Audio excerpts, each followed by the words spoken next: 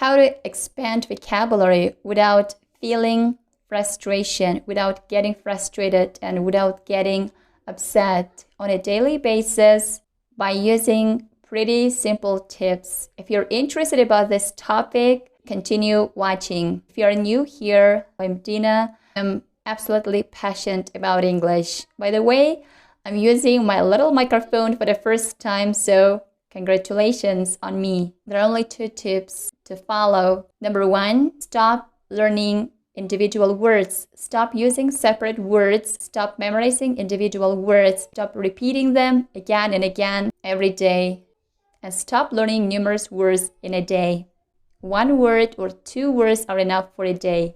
Tip number 2, start learning phrases, expressions, and idioms and phrasal verbs, which means you're not going to focus on the individual word. Instead, you're going to be concentrated on phrasal verbs. For example, let's say take. In order to sound like a native, in order to be ready to a speech, you got to learn phrases. For example, take apart, take a note, or take a bath, take a test, take a test. After finishing my course, I'm going to take a test. I'm going to take a test after finishing my course. I hope I'm going to get better result.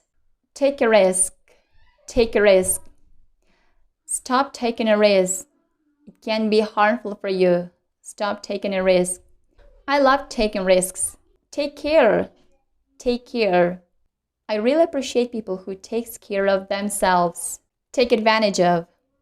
Take advantage of. I'm taking advantage of this program. I love taking advantage of every video that I'm watching. Taking into consideration that I can speak several languages, learning a new language is not going to be so hard for me. So in that case, I was working on phrasal verbs. I'm going to focus on synonyms. Instead of saying increase vocabulary, we can replace the word increase with enrich vocabulary.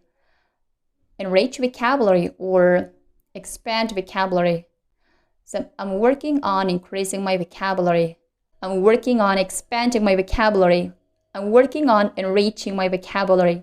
By the way, the word enrich was a total new for me, so I'm going to take a note. Take a note. Now I'm going to focus on expressions. So not to sound basic or simple or like beginner, I'm going to use expressions. For example, instead of saying it is so hard or it is hard for me, I'm going to say it's pretty tricky for me. It's quite demanding for me. It's quite demanding for me. Or it's a bit tricky for me. For example, increasing my vocabulary is a bit tricky for me.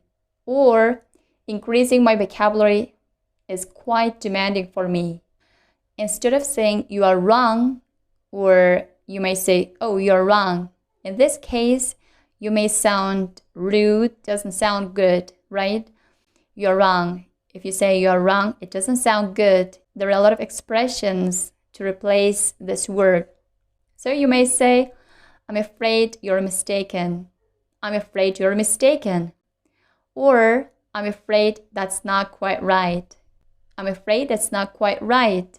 The next word, concern. How to show that you're really concerned about somebody or you're really worried about somebody. Well, you may ask, what's getting you down? Or, I'm really concerned about you. What is getting you down? In order to keep in mind this expression, you may replace, in order to keep in mind this expression, you may change the tenses. For example, I'm sure it's gonna get me down. I know it'll get me down. What is getting you down? This may get you down. I know this situation get you down. Last but not least, love. How to show love, huge love. For example, this is the lovely one for me. If you really love something, you may say, I'm really into it. In my case, that would be English. I'm really into English.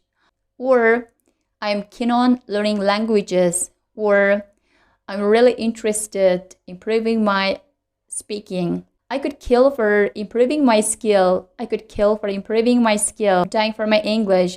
I'm dying for improving my speaking. I'm dying for enriching my vocabulary. I'm dying for improving my pronunciation. So that's it for today. Let me wrap it up. First of all, stop memorizing individual words and stop repeating them again and again. Instead, tip number 2, learn phrasal verbs, phrases, expressions, and idioms. Try to use them whenever you have a chance. So try to activate your vocabulary immediately by using them in your daily speech, in your conversation, in your writing, whenever you have a chance, whenever you have this opportunity to enrich your vocabulary, to expand your vocabulary. Activate immediately. If you haven't subscribed to my channel, hit the button subscribe. Don't miss further interesting videos.